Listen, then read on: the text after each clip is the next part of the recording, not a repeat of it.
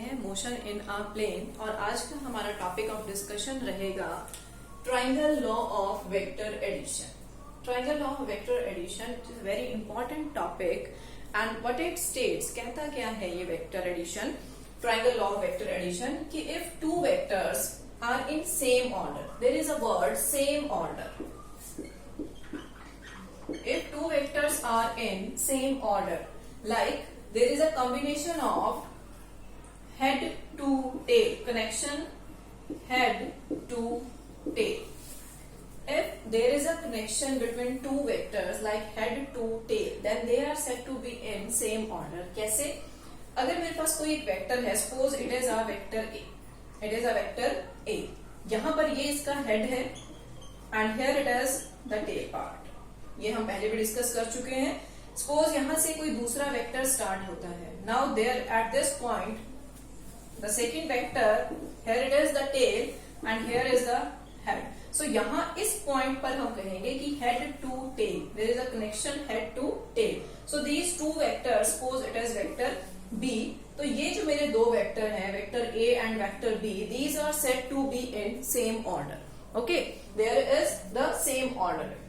अब ये क्या कहता है triangle law of vector addition कि अगर दो वेक्टर्स हैं and they are in same order और वो कुछ इस तरह से हैं कि वो एक ट्राइंगल की दो साइड की तरह बिहेव करते हैं, they behave like two sides of a triangle, तो जो इसकी थर्ड साइड होगी, this third side it will be the resultant of these two vectors, but the condition what will be, यहाँ पर जो ऑर्डर है वो ऑपोजिट ऑर्डर रहेगा। ऑपोजिट ऑर्डर मतलब यहाँ इस थर्ड साइड के लिए जो ऑर्डर है वो ब्रेक हो जाएगा। ओके, तो ए और बी मेरे सेम ऑर्डर में थे, बट जो रिजल्टेंट आया है इन दोनों का वो ऑपोजिट ऑर्डर में होगा। इसे हम वेक्टर आर कह देते हैं and it will be vector A plus vector B. R, their resultant vector, it is in opposite order. So look at the direction of this arrow, it is in opposite order. यहाँ पर ये दो vector हमारे ऐसे हम flow में चल रहे हैं, एक वेक्टर जहां पर खत्म हुआ दूसरा वहां से स्टार्ट हो गया, तो ये दो हमारे सेम ऑर्डर में थे, जबकि थर्ड साइड जो हमने ड्रॉ की it was drawn in opposite order. Okay, तो स्टेटमेंट एक बार देखते हैं what it says, two vectors are represented both in magnitude and direction by the two sides of our triangle. एक ट्राइंगल की दो साइड की तरह है, taken in same order, here is the word same order, then the resultant of these two vector is represented both in magnitude and direction by the third side of the triangle and it will be in opposite order. तो ये जो opposite order में है it will be the resultant of these two vectors. अब हम इसके लिए resultant क्या है, इसकी direction क्या होगी, इसका magnitude क्या होगा, उसके लिए derivation perform करेंगे। Let us start the derivation for resultant vector, vector R. Diagram हमारा वही है, यहाँ पर ये वेक्टर A है, ये हमारा वेक्टर B था जो हमारे दोनों सेम ऑर्डर में थे और R इनका रिजल्टेंट वेक्टर है। अब R के लिए हमने डेरिवेशन करना है। ओके, तो हमारे पास अगर हम इस ट्राइंगल को देखें, we don't have any perpendicular, we don't have a right angle triangle, तो सबसे पहले हमारा स्टेप रहेगा कि हम एक नॉर्मल ड्रॉ करें। ठीक है, तो हमने यहां से ये Q पॉइंट से इस OP को थोड़ा सा फॉरवर्ड डायरेक्शन में एक्सटेंड किया है, which is shown here with the dotted line, here it is the dotted line. इसको थोड़ा सा वेक्टर को फॉरवर्ड डायरेक्शन में एक्सटेंड करने के बाद इस पे एक परपेंडिकुलर ड्रॉ कर दिया है। परपेंडिकुलर यहाँ पर ये जो एंगल है आपका ये 90 डिग्री का है। क्लियर, तो हम कह सकते हैं कि जो परपेंडिकुलर हमने ड्रॉ किया है ये OP वेक्टर को D पॉइंट पर स्ट्राइक करता है, मीट करता है। Okay, so let us start from the first step. Step first you can say, हमने सबसे पहले क्या किया, draw a perpendicular, इसका नाम हम दे देते हैं QD और इसको हमने OP के ऊपर ड्रॉ किया है। अब हमारे पास एक राइट एंगल ट्राइंगल बन चुकी है जिसका नाम है OD and here it is Q. Right angle triangle, इसको आप राइट एंगल ट्राइंगल लिखेंगे हम O D and Q।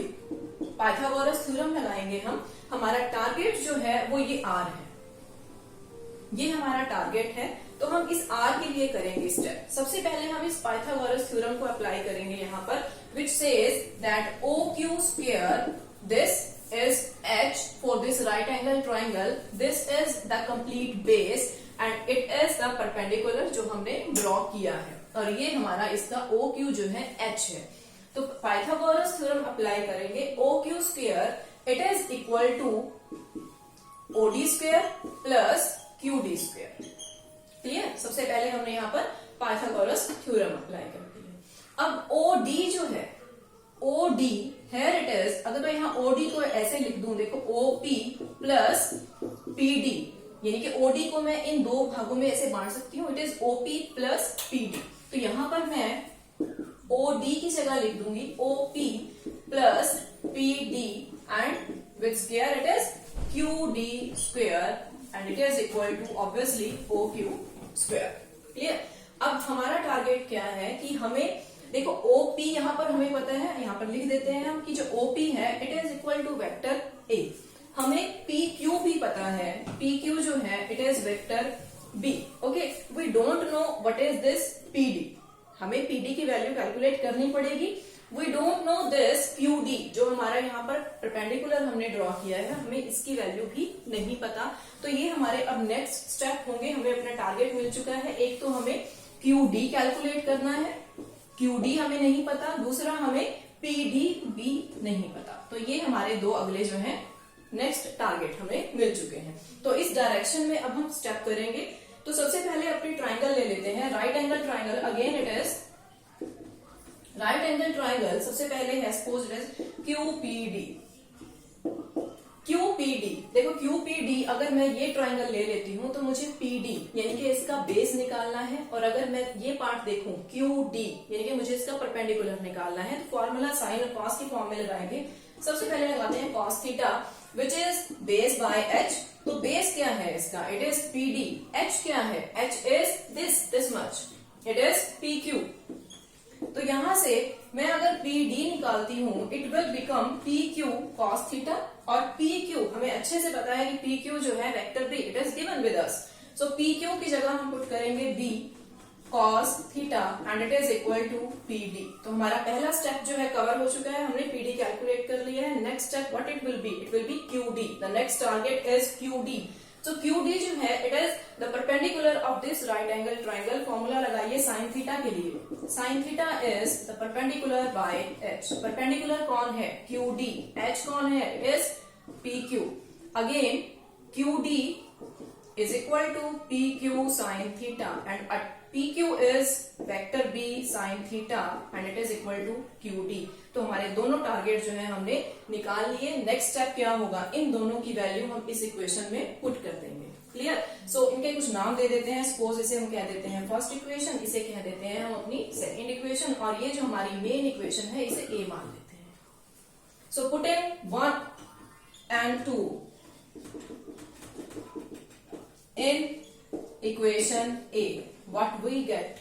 Simply put their values. Listen, OQ is OQ. It is given in the diagram. We have assumed कि it is vector R. तो OQ की जगह हम R put करेंगे. Square है तो यहाँ पर भी स्क्वायर लिखेंगे.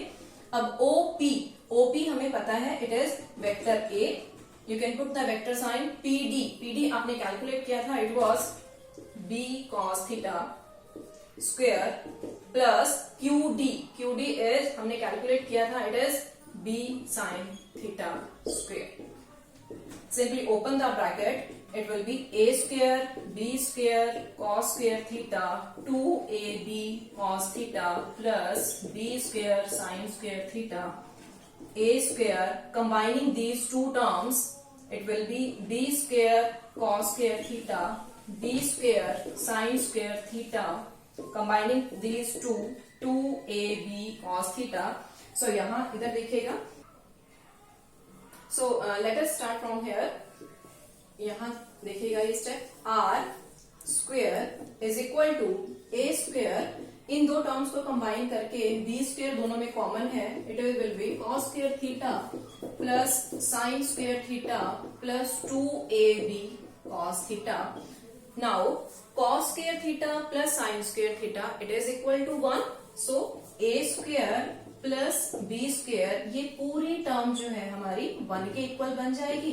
And the remaining term is 2AB cos theta. We can write here with reason that cos square theta plus sin square theta it is equal to 1. तो आपका रिजल्टेंट का मेन एक्सप्रेशन आ जाता है a square plus b square 2ab cos theta, और अगर आप r निकालते हैं तो it will be within under root a square b square 2ab cos theta. So this is the magnitude of resultant vector r. अब हम next step रहेगा इसकी डायरेक्शन कैलकुलेट करना. डायरेक्शन, अब तक हमने मैग्नीट्यूड कैलकुलेट कर लिया है कि जो r हमारा रिजल्टेंट है उसका मैग्नीट्यूड हमने ये फाइंड आउट किया. नेक्स्ट स्टेप हमारा रहेगा कि इसकी डायरेक्शन क्या है. So let us find out direction of this vector r. Okay, सबसे पहले हम ये मान लेते हैं कि यहाँ पर देखिए डायग्राम में मैंने एक एंगल अल्फा लिया है. हम ये मानते हैं कि जो वेक्टर r है it makes alpha angle with vector a. Okay, इस वेक्टर a के साथ r ने अल्फा एंगल बनाया. ओके, तो हमारे पास जो ये राइट एंगल ट्राइंगल है, जो सबसे आपकी क्लियर बड़ी वाली जो राइट एंगल ट्राइंगल है, राइट एंगल ट्राइंगल OQD, अगर मुझे यहां से r की डायरेक्शन चाहिए यानी कि मुझे एंगल अल्फा चाहिए, तो find out tangent alpha. Tangent का फॉर्मूला क्या हो जाएगा? It will B perpendicular by base. Perpendicular कितना है इस बड़ी ट्राइंगल का, राइट एंगल ट्राइंगल का? It is QD by the base, यहां से यहां तक पूरा OD. अगेन हमें पता है कि जो हमारा OD है, जैसे हमने लास्ट स्टेप में भी उसको 2 में दिखाया था कि OP प्लस PD है. ठीक है, तो यहां पर भी मैं OD को लिखूंगी OP प्लस PD. लिसन, अब QD और PD हमने जो है लास्ट जो हमारा स्टेप था जिसमें हमने मैग्नीट्यूड कैलकुलेट किया था, वहां हम कैलकुलेट कर चुके हैं. तो QD हमने प्रूव किया था, दिस QD ये हमने प्रूव किया था कि it is equal to B sin theta, और PD हमने डिराइव किया था, it is B cos theta. So simply put these two values here. So we get tangent alpha is QD. QD is it is B sin theta. QD is B sin theta. OP, this OP is A and PD is B cos theta. So this is tangent alpha. From here we can calculate the direction of this resultant vector, vector r.